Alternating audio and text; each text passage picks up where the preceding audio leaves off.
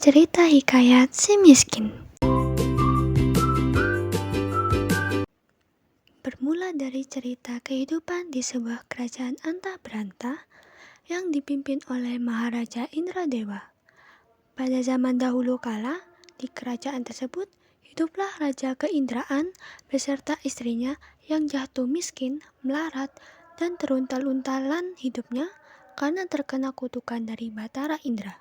Setiap kali mereka mengemis di pasar dan di kampung, mereka dipukuli dan diusir hingga ke hutan. Oleh karena itu, tinggallah sepasang suami istri itu di hutan dan memakan buah-buahan. Setelah beberapa lama, istri si miskin itu hamil selama 3 bulan. Sang istri ingin sekali makan buah mangga yang ditanam di taman raja. Si miskin pun tertekuk hatinya, karena dahulu ia di keindraan waktu menjadi raja, ia tidak ingin memiliki anak. Namun sekarang ia akan memiliki anak dan berkata, "Istriku, apa kamu ingin membunuhku? Apakah kamu tidak tahu tentang masa lalu kita? Jangan meminta sesuatu. Kita tidak bisa mengambil buah mangga yang ada di taman raja." Setelah istrinya mendengar perkataan suaminya itu, ia semakin menangis.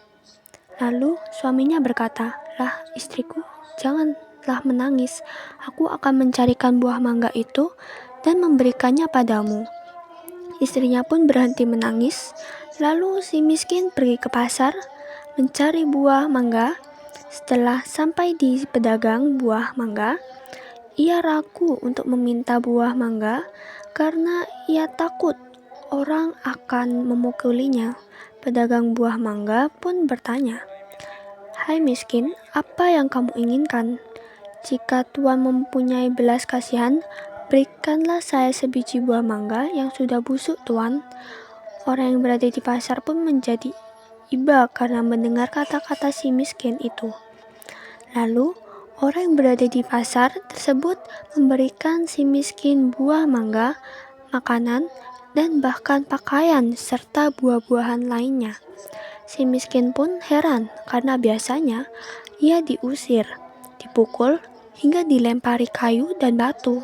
Setelah ia berpikir seperti itu, dalam hatinya ia pun pergi ke hutan untuk menemui istrinya. "Istriku, ini buah mangga, makanan, pakaian, dan beberapa buah-buahan." Kemudian istrinya menginjak-injak apa yang diperoleh si miskin tersebut, sambil menceritakan apa yang terjadi. Istrinya pun menangis dan tidak mau makan jika bukan buah mangga yang ditanam di taman raja, dan berkata, "Biarkan saja aku mati." Si miskin pun sangat terpukul melihat perbuatan istrinya.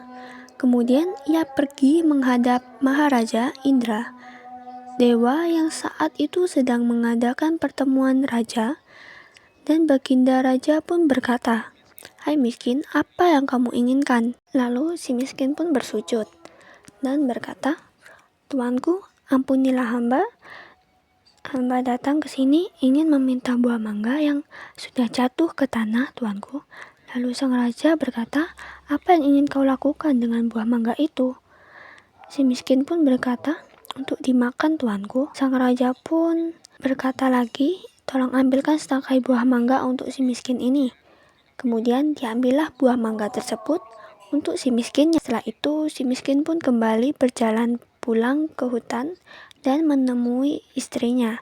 Istrinya melihat buah mangga yang didapat oleh si miskin dan ia pun ikut senang sambil makan buah mangga tersebut. 3 bulan kemudian sang istri menangis ingin makan buah nangka yang ditanam di taman raja. Dengan cara yang sama, si miskin pun mendapatkan buah nangka yang ditanam di taman raja untuk istrinya yang sedang mengidam itu. Bulan bersinar terang, kemudian pada waktu itu juga istri si miskin melahirkan seorang anak laki-laki yang sangat baik dalam penampilan dan tampang. Anak itu diberi nama Karalma, yang artinya anak di dalam kesulitan dengan takdir Tuhan yang melimpahkan kepada hambanya. Si miskin pun menggali tanah untuk membuat tempat tinggal untuk keluarganya. Ketika ia menggali tanah untuk menancapkan tiang, ia menemukan terachu besar yang berisi banyak emas. Istrinya pun datang untuk melihat dan berkata, "Emas ini tidak akan habis sampai anak cucu kita, suamiku." Ia pun menjadi kaya dan membeli barang-barang kebutuhannya. Menimbang anaknya dengan berseru, "Jika engkau sungguh-sungguh anak dewa yang ingin menerangkan wajah ayahanda ini, buatkan negeri yang lengkap dengan kota, parit, dan istana, serta menteri, rakyat, dan semua raja-raja besar." Terkabullah permintaan itu, dan si miskin menjadi raja dan berganti nama menjadi Maharaja Indra Angkasa, dan istrinya berganti nama menjadi Ratna Dewi.